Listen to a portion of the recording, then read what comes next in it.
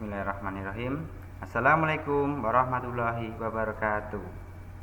Selamat pagi anak-anak. Bagaimana kabarnya hari ini? Pak Ruby harap anak-anak di rumah selalu sehat selalu dan tetap semangat untuk belajar. Alhamdulillah, pada kesempatan kali ini bersama Pak Ruby, anak-anak akan belajar PTA lagi. Pada kesempatan kali ini kita akan belajar bersama mengenai surah Al-Ikhlas. Nah, tentunya di sini anak-anak sudah mengetahui dan anak-anak sudah hafal surah Al-Ikhlas. Nah, surah Al-Ikhlas itu merupakan surah ke-112 yang diturunkan di Mekah ketika Nabi berada di Mekah. Maka surah ini dinamakan surah Makkiyah.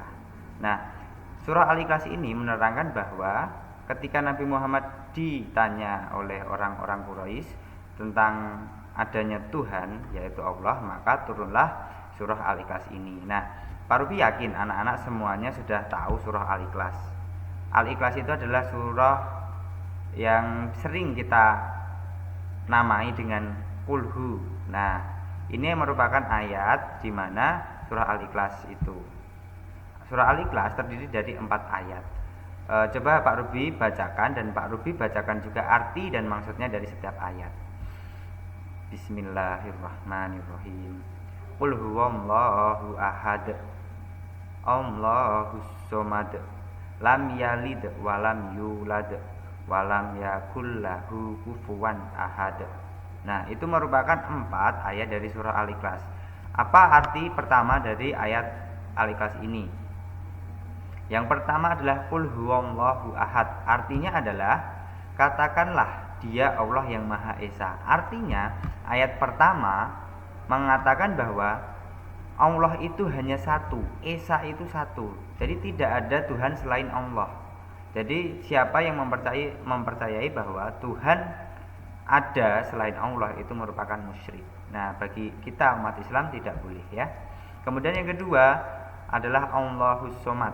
Nah, artinya bahwa Allah itu adalah Tuhan yang bergantung kepadanya segala sesuatu. Maksudnya di sini adalah Allah itu adalah satu-satunya zat di mana segala makhluk yang ada di bumi ini bergantung kepada adanya Tuhan, yaitu adalah Allah. Nah, ini adalah maksud dari ayat kedua. Ayat ketiga adalah lam yalid walam yulad. Artinya adalah Dia tidak beranak dan tidak pula diperanakkan. Nah, di sini artinya Tuhan itu tidak diperanakkan dan tidak beranak, jadi tidak memiliki anak. Karena apa? Tuhan adalah zat yang sempurna, tidak membutuhkan siapapun ya, karena Tuhan adalah zat yang sempurna. Nah, ayat keempat adalah walam yakul lahu kufuwan ahad, dan tidak ada seorang pun yang setara dengan Dia. Artinya bahwa Tuhan itu tidak ada yang menyerupai, satu orang pun, satu makhluk pun tidak ada yang menyamai ataupun setara dengan Tuhan. Nah, maksud dari surah Al-Ikhlas ini adalah mengesakan Allah dan mentauhidkan adanya Allah. Nah, dari pembelajaran kali ini Pak Ruby tidak akan banyak memberikan materi, tetapi Pak Ruby akan menekankan apa yang harus Pak Ruby sampaikan yang tidak ada di buku PTA. Nah, di sini yang ingin Pak Ruby sampaikan ada 3 poin manfaat apabila kita mengamalkan surah Al-Ikhlas ini. Apa sih manfaat atau keutamaan surah Al-Ikhlas? Nah, di sini Pak Ruby menyampaikan 3 keutamaan surah Al-Ikhlas. Yang pertama adalah dicintai Allah, yang kedua adalah wasilah masuk surga, dan yang ketiga adalah sepertiga Al-Quran. Nah, satu persatu akan Pak Ruby terangkan keutamaan surah Al-Ikhlas. Yang pertama adalah dicintai Allah. Nah, di sini Pak Ruby berikan ilustrasi atau gambaran. Kenapa sih kalau kita mengamalkan membaca surah Al-Ikhlas, yang pertama kita akan dicintai Allah? Nah, Pak Ruby akan cerita. Dulu ada seorang lelaki yang ditunjuk oleh Rasul untuk memimpin sebuah tugas, memimpin sahabat-sahabat yang lain untuk mengemban sebuah tugas. Nah, pada zaman dulu kalau pemimpin, kalau sholat itu menjadi imam. Nah, lelaki yang ditunjuk menjadi pemimpin itu kalau sholat selalu membaca surah Al-Ikhlas ini, Qul huwallah terus. Nah, sepulangnya dia mengemban tugas dari Rasul, kemudian para pengemban tugas ini tadi yang ditunjuk Rasul ini melapor kepada Rasul, ya Rasulullah, ini pemimpin kalau sholat itu kok setelah Al-Fatihah dia bacanya Al-Ikhlas terus, Kulhu terus. Kemudian Rasul menjawab, coba tanyakan kepada laki-laki apa alasannya, kenapa dia membaca surah itu. Nah kemudian laki-laki itu menjawab, nah ini karena di dalamnya ada sifat Tuhan yang maha pemurah dan aku suka membacanya dalam sholatku. Jadi lelakinya ternyata suka karena di situ ada keterangan bahwa Tuhan maha pemurah.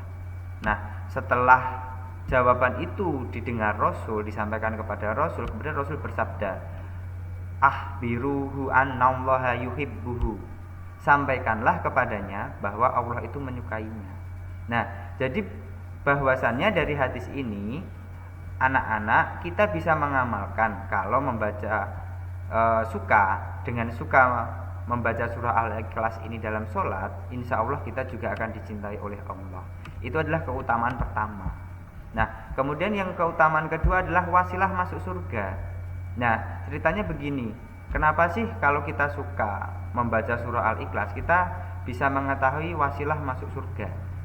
Nah pada zaman dulu itu ada seorang lelaki yang ditunjuk menjadi imam masjid Kuba. Nah imam masjid itu kalau menjadi imam yang setelah Al-Fatihah kan membaca surah dia membaca surah yang lain, tetapi nanti yang kedua ditambahkan surah Al-Ikhlas ini, dan setiap sholat pasti seperti itu. Nah kemudian para jamaah itu lapor kepada Rasul, ya Rasul, ini imam kalau sholat itu membaca surah, nanti kalau setelah membaca surah dia akan membaca surah Al-Ikhlas. Nah kemudian juga Rasul menjawab, coba tanyakan alasannya kepada imam itu. Kemudian imamnya menjawab, ini aku menyukainya. Nah mendengar jawaban itu Rasul lantas bersabda, kecintaanmu kepada surah ini dapat memasukkanmu ke dalam surga. Nah itu adalah hadis dari Bukhari. Nah kemudian ada beberapa riwayat lain dalam hadis Tirmidzi mengatakan bahwa seorang laki-laki yang berkata kepada Rasul bahwa dirinya menyukai surah Al-Ikhlas ini, kemudian Rasul menjawab, Rasul bersabda, sesungguhnya kecintaanmu kepada surah ini dapat memasukkanmu ke dalam surga. Nah maksudnya adalah bahwa anak-anak kalau kita menyukai surah Al-Ikhlas ini dengan mengamalkannya, nah insya Allah kita juga akan mendapatkan wasilah masuk surga sama seperti sahabat-sahabat sebelum kita. Nah kemudian keutamaan yang ketiga adalah sepertiga Al-Quran. Nah di dalam Sahih Bukhari atau di dalam hadis dikisahkan bahwa ada seorang lelaki yang membaca surah Al-Ikhlas ini diulang-ulang terus dalam sholat sunnah. Ini diingat ya, dalam sholat-sholat sunnah. Kalau kita bisa mengamalkan ketika kita sholat duha ataupun sunnah rawatib, baik qobliyah ataupun ba'diyah, kalau minimal anak-anak adalah sholat duha. Nah orang yang mendengarkan lantas bercerita kepada Rasul, kalau dia lelaki ini sholat sunnahnya Al-Ikhlasnya diulang-ulang terus. Nah kemudian Rasul pun mendengarnya. Kemudian Rasul Shallallahu Alaihi Wasallam pun bersabda, demi Tuhan yang jiwanya dalam genggaman Tuhannya, sesungguhnya ia benar-benar sebanding dengan sepertiga Al-Quran. Artinya di sini bahwa barang siapa yang membaca Al-Ikhlas sekali, itu pahalanya seperti membaca sepertiga Al-Quran. Pak, bagaimana kalau membaca 3 kali? Nah, membaca Al-Ikhlas 3 kali, insya Allah ini sudah diibaratkan mendapat pahala kita khatam Al-Quran. Nah, melalui materi ini Pak Ruby ingin menyampaikan 3 keutamaan surah Al-Ikhlas ini. Nah, yang pertama adalah agar kita dicintai oleh Allah. Yang kedua, wasilah masuk surga. Dan yang ketiga adalah sepertiga Al-Quran. Ini keutamaan yang ingin Pak Ruby sampaikan dalam materi ini. Semoga anak-anak bisa mengamalkannya agar apa? Kita dicintai Allah, kita mendapatkan wasilah masuk surga, ataupun kita mendapat pahala khatam Al-Quran apabila kita membaca sebanyak 3 kali. Nah ini bisa diamalkan anak-anak ketika sholat duha, ataupun zikir pagi membaca Al-Ikhlas 3 kali, ataupun zikir petang membaca Al-Ikhlas 3 kali. Insya Allah kita akan mendapat pahala. Nah yang ini terakhir sebelum Pak Ruby tutup pada pembelajaran kali ini, Pak Ruby ingin menyampaikan Amalkan kebaikan dengan dipaksa, lama-lama akan terbiasa. Nah, untuk mengamalkan surah Al-Ikhlas ini agar kita mendapatkan 3 keutamaan, awalnya itu pasti kita harus memaksa diri kita. Bukan memaksa orang lain, tapi memaksa diri kita untuk mengamalkannya. Kalau kita paksa terus setiap hari, insya Allah Pak Ruby yakin lama-lama kita akan terbiasa.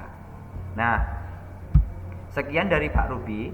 Apabila ada kesalahan dalam pembelian materi ini ataupun kekurangan dalam pembelian materi ini, Pak Ruby minta maaf.